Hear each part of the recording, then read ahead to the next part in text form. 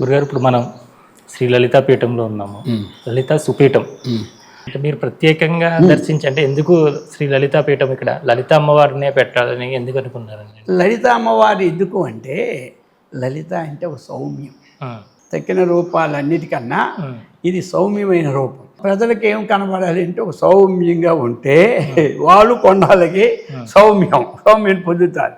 అందుచేత ఆ లలితాదేవి అన్నటువంటిది సౌమ్యాకారము కాబట్టి చూడడానికి కూడా ఒకసేపు ఉండి అలా చూస్తూ ఉంటే తన్మయత్వం చెందడానికి కూడా ఒక్కొక్క ఆకారము ఉగ్రరూపం ఉంటుంది.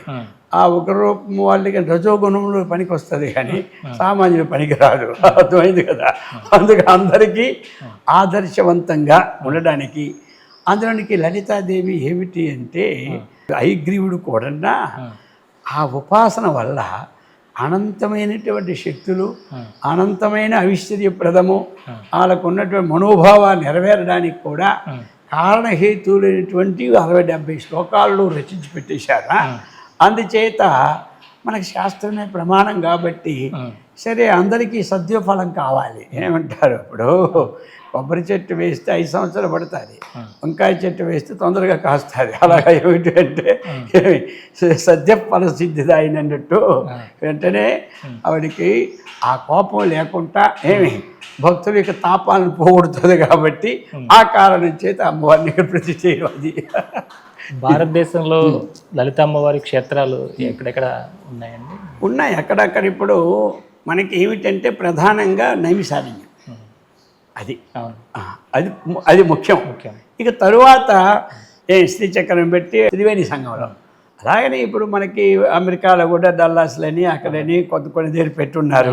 అమ్మవారు మొదటి అడుగు నైమిషారణ్యంలో లలితా పరమేశ్వరు. అది ఇంపార్టెంట్. అది అర్థమైంది కదా. ఆ శక్తి అక్కడ దిగిందండి. అక్కడ అది అవతార స్వరూపం అది. అందుకని అది మూలం చెప్పుకోవడం. తర్వాత అన్నీ ఉంటాయి. మీరు వెళ్ళారా గురుగారు? అక్కడ దర్శనానికి మీరు వెళ్ళినప్పుడు ఎలాంటి అనుభూతి కలిగింది అక్కడ నైమిషారణ్యంలో? అక్కడ 9 రోజులు ఉన్నాను. చాలా ఇది మనకేమిటి అంటే ఎలా ఉంటుంది అంటే ఆ భక్తి ఉన్నవారికి శీఘ్రంగా తన్మయత్వం అనమాట. మనకు కావలసింది ఏమిటి? ఏకాగ్ర చిత్తంగా మన అంతఃకరణములో వాసనారాహిత్యం పోవడమే ప్రధానం. అది మూలం అనమాట.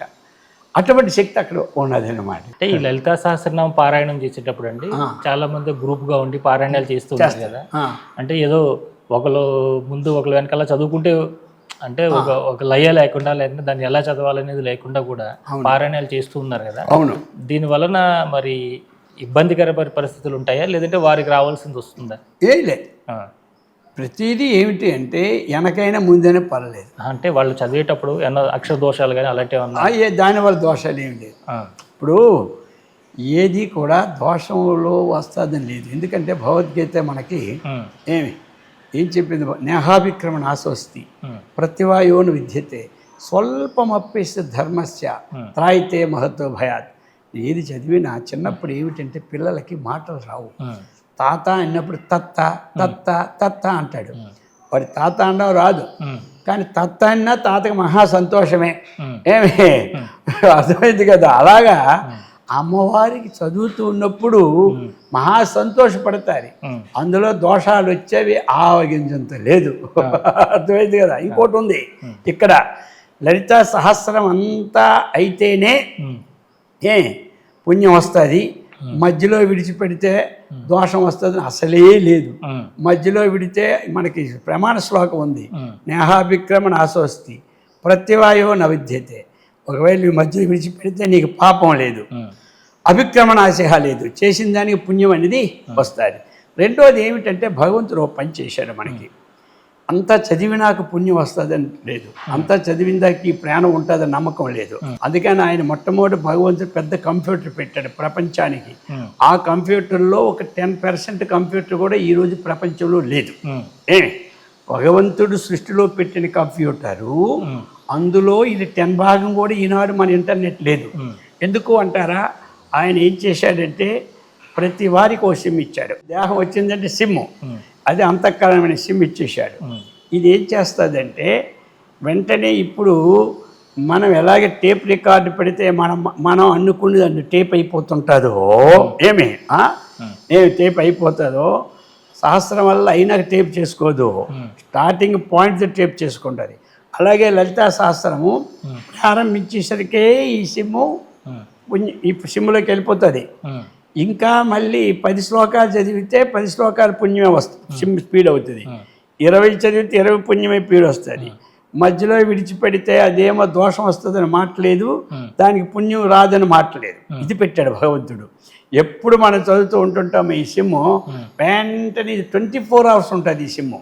ఇప్పుడు ఆ సిమ్కి ఎంత జీబీ అని ఉంటుంది, అది నిండిపోతే పనిచేయదు. కానీ దీనికి మనకి జ్ఞాపక శక్తి తెలిసిన నుంచి ఎంతవరకు ఏం పనులు చేశామో అవన్నీ మనకు గుర్తే.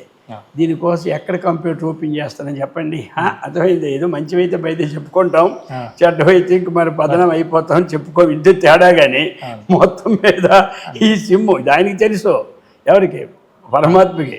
అంతరంగమందు అపరాధములు చేసి మంచివారి వల్ల మనుజులుండు, ఇతరులు ఎరుగుకుండా ఈశ్వరుడిని కూడా విశ్వ. సరే అది అడగండి. ఇక్కడ మా కారు పాయింట్, ఈ సిమ్ము బాగా చేసేస్తుంది ఫుల్ అనమాట. దీనికి ఇన్ని జన్మల నుంచి ఉన్నది ఈ సిమ్ములోనే.